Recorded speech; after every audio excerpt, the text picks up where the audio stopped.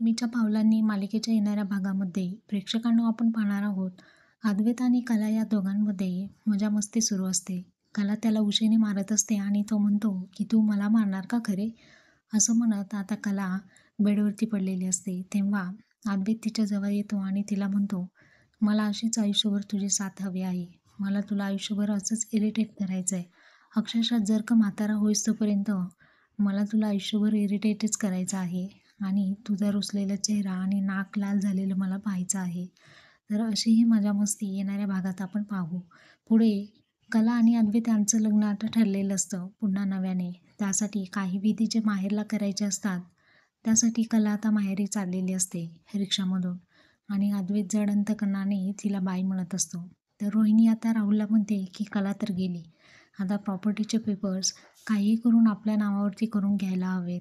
तर असं हे प्लॅनिंग आपण येणाऱ्या भागात